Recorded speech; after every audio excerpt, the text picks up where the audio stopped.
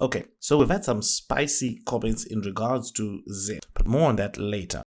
We have some updates for the XEN blockchain. Now, the XEN blockchain is coming and it will be called the XEN chain. Now, that's not all. The exciting part is that it's going to have a token. The token is going to have a limited supply and it's going to be deflationary. 1 billion number of tokens. 50% of it will be burned over time. So this new chain is going to have some pros and cons, just like anything else. And one of the pros is that this is a new ecosystem that we're getting into early. Another pro is the tokenomics. One of the biggest complaints we've had with XEN is that you simply can mint as much as you want, meaning that the inflation will hurt any potential price appreciation. The XEN token will have a max supply of 1 billion and 50% of that is going to be burnt over time. Now, these tokenomics are modeled after the BNB tokenomics. Now, the reason they're modeled after the BNB tokenomics is because the BNB tokenomics are really good. BNB is down 55% right now from its all-time high, but other cryptocurrencies are down 90%, in some cases over 95% from all-time high. The reason why BNB did not dump as hard as other cryptocurrencies is simple. BNB has a burn mechanism, and so XEN will intend to burn 50% of its supply. Now, another thing is this: the XEN token and the XEN blockchain will add value to XEN. Now, if you want to get these XEN tokens, what you will be able to do is burn some XEN, and when you burn that, you get an allocation, or you can participate in, I don't know the game theory yet of how it's going to be set out, but it'll be set out in a way that you can get some XEN tokens by burning XEN. So it adds value to the XEN ecosystem. Now, I think everything so far sounds super exciting, right? Now, when I heard this, I was like, this is great news, right? A new ecosystem forming, massive potential to invest and make really big bucks, massive potential, right? And what are the downsides? Now, the one issue that I think that could be a potential downside that people could really have problems with is the fact that Jack Levin has said that he's going out to seek venture capital funding to fund the development of XEN. Because XEN is a blockchain, it needs maintenance, it will need a team that works on it, a really capable, hard, competent team that costs money. And the same way as Ethereum has a massive team backing it, Polygon has a massive team backing it, Binance Smart Chain has got Binance, a big exchange with deep pockets. XEN will also, the XEN blockchain will also need some funding. And Jack Levin is talking about getting some venture capital funds. Now, venture capital funds are good because it funds the development of the project. But for me, as someone who wants to invest in this, it definitely creates more competition. It means that there's more money coming into the ecosystem.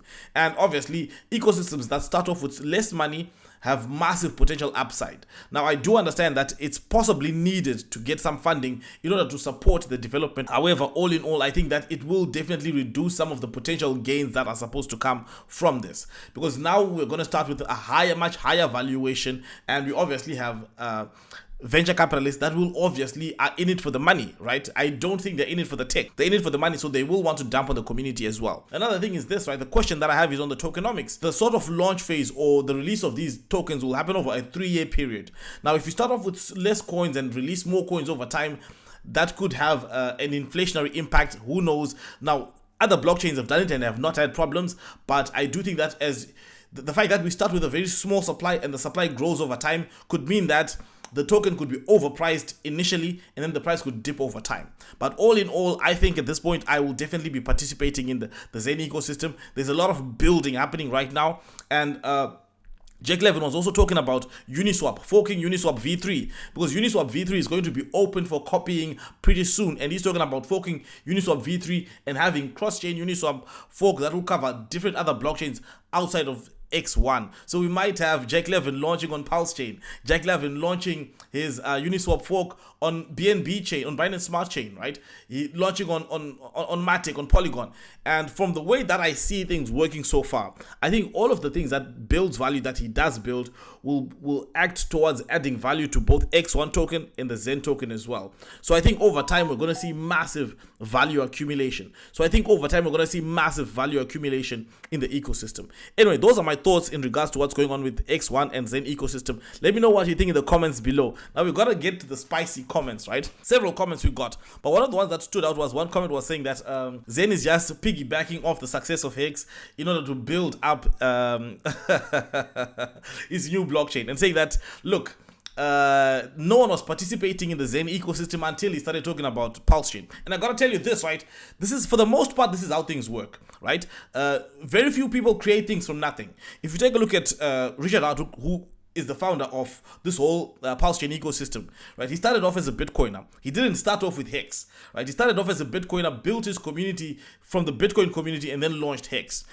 Look at Vitalik Buterin. He started off in the Bitcoin community. He was even a founder of the Bitcoin magazine. From the Bitcoin community, he launched Ethereum. From the Bitcoin community, he did not bring his own community, and he started off from there. Charles Hoskinson is an Ethereum co-founder. He started there. Then you talk about the guy from Polkadot. He started there. So this stuff happens all the time, and that might be true that no one was engaged in the Zen ecosystem until they started talking about Pulse Chain and Hex. But another thing that you got to think about is that the environment was conducive for that. A lot of disgruntled people who invested 2 years ago expecting that at this point we would have something. Now, I do understand no expectation of profit from the work of others, right? But I do also acknowledge that if you have a situation where you tell your non-crypto people that, hey guys, just sacrifice in there, it'll work out. I got in early into these other coins, just get in, and then they end up waiting 2 years. I could understand why people would be disgruntled, right? For the most part. But all in all, having said that, no one builds anything in a vacuum. All these things built upon each other. I mean, even Satoshi didn't build his own Bitcoin community. He started in the forums of cryptography, started building on things that other people had built before. So all these are like Legos, right? People build on top of other things. And the bottom line is this: whether anyone likes it or not, people will continue to build on this ecosystem. What I think would have been the best strategy is to Hexicans should take as much value as they can from the Zen ecosystem, just like the Zen ecosystem is definitely taking as much value as they can from from the Pulse Chain Hex ecosystem. And that happens whether anyone likes it or not. That's how the free market works, right? Whether you like it or not. If he's piggybacking off of that success, whether you like it or not, he's going to do it, unless you want to start controlling other people, telling them what they can and can't do, which is not, which I don't think is a great idea. Anyway, guys, let me know what you think in the comments below, and thank you guys for watching, and I'll see you again next time. Obviously, again, not financial advice, right? Obviously, the stuff is super risky. Crypto is super risky, and you could lose what you put in. And I am likely going to raise Silicon Valley money for the X1.